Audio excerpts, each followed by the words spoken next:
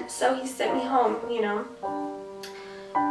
So on Monday, when they were admitting me, he came in and was doing my pre-admittance paper, and he instantly threw oxygen on me. I guess maybe the nurse nodded at him, and he knew that the read she was really getting was my daughter's read of her heart rate, and it was about 60 to 70 beats per minute. So they rushed us back for the emergency C-section as my husband was walking in the door, and the only thing he saw was me with oxygen on my face and everybody rushing, freaking out. He said, as he was walking in, he saw everybody scattering everywhere. So on the way back to the C-section, I called my mom crying and told her what was going on, and she said it's going to be fine, there's nothing to worry about. So as I was on the way back also, I could feel the baby moving, and I said, she's moving, and they're like, that's so good, great, you know. That's the only movement I'd felt from her besides 6 o'clock that morning. So on the way back, you know, she's kicking and flipping, and they were like, okay, now it's time to get over onto the bed, and they were going to pull me over by the sheets, and I didn't even give them a chance. I hurried up and crawled on over to that bed, and the anesthesiologist came in and wanted to know what was up, and they said, well, they had just gotten a read of her heart rate back to 150, so the anesthesiologist was like, well, then I want to wait, and we're going to wait, and the doctor's telling her, no, we're doing it right now, we need to get the baby out. So they put the mask on me and put me out. The anesthesiologist didn't want to put me out. She wanted to do a spinal. They didn't even have time to sanitize me. They put me out, and then I woke up to me asking, where's my daughter? Where is she? I want to see her, you know. And they told me she didn't make it. And I just looked at him and I said, you're lying. Where is she? You're joking. Quit joking around. It's not funny. I want to see her. And the doctor got down on my level and she started crying and told me she's sorry she didn't make it. And I just said, you're lying. You're lying. I couldn't stop shaking my head, and I couldn't quit telling her that she's lying. I then look around and see all the staff is crying and everyone's just standing there, and so I realize it's true that she didn't make it.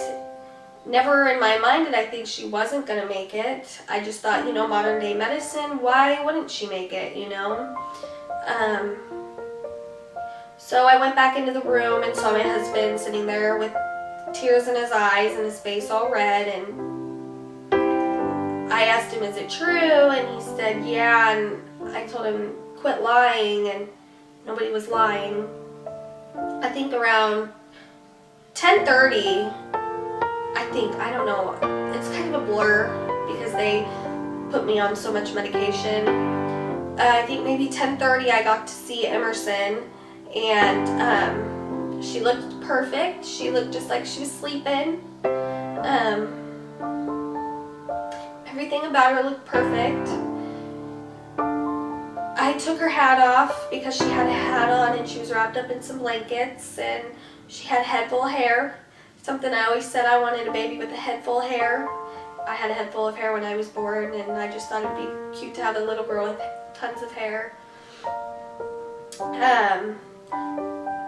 So I got to hold her for a couple hours. Then the nurses came in and took her and got her dressed, and took some pictures and molds of her hands and feet. And I remember just sitting there, like, calling my mom and telling her, like, she didn't make it. And I guess my husband had already called her and told her, and she knew when his name popped up on her caller ID that she knew something was wrong. I remember at the hospital, they all were asking me, so where do you want her to go, and what do you want to do with her? And I'm like, what do you mean, what do I want to do with her? I want to take her home. And obviously you can't do that, and I've never planned a funeral before. I have no idea where to start, what to do, and I just wish they didn't start so soon asking about what to do with her. I just wanted time with her. So they quit asking for a while, and me and my husband held her and kissed her and talked to her, and told her I loved her, and I just kept asking her, you know, wake up, you're sleeping. Quit joking, you know, the joke's on me. Wake up, baby. So about 4 o'clock, we decided it was okay. The time was to give her away, give her back. The worst time. I never thought I would give her back and that would be the last time I seen her. They had me on so much medicine that I just kept falling asleep and dozing off, and I felt horrible. If I could go back, I would have asked for no medicine. I would have sat there, and the pain from the C-section didn't compare to the pain that I was feeling. So I think I would have been okay without the medicine, but probably not, you know.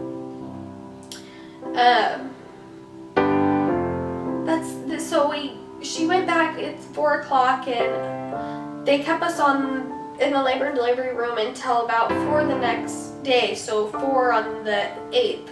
To the recovery room. In the recovery room, you could still hear all the other babies crying, and you know, I think they tried to move us as far away as they could, but you're still gonna hear it. So we stayed there for a couple of days till Wednesday, and on Wednesday we went home, and the car ride home was pretty rough because her car seat was still in the car, and not to mention I had to walk all the way throughout the whole hospital with just having a C-section, carrying our diaper bag and all of our other items we had there with us, and they didn't even offer a wheelchair or anything like that, so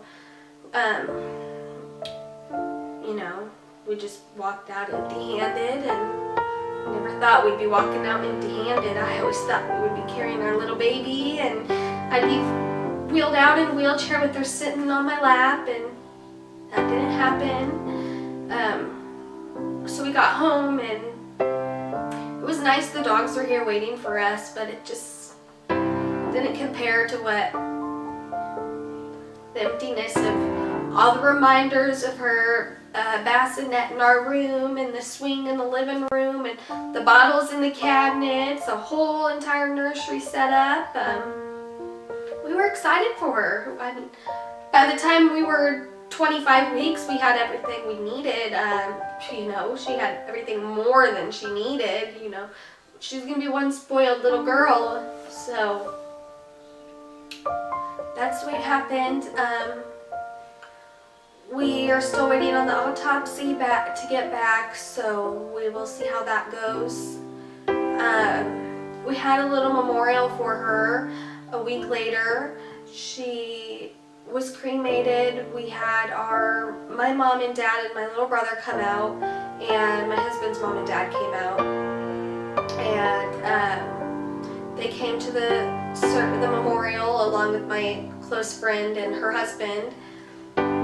And they all came, and it was just a quick little 30 minutes memorial. The doctor who delivered her came as well.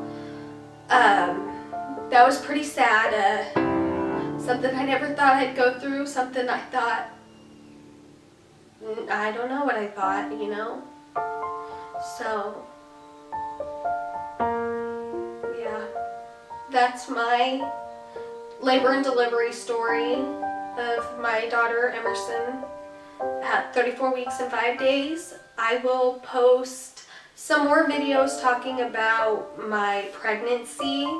It wasn't the easiest pregnancy. And then I will post more about the autopsy and other stuff. So thank you for watching.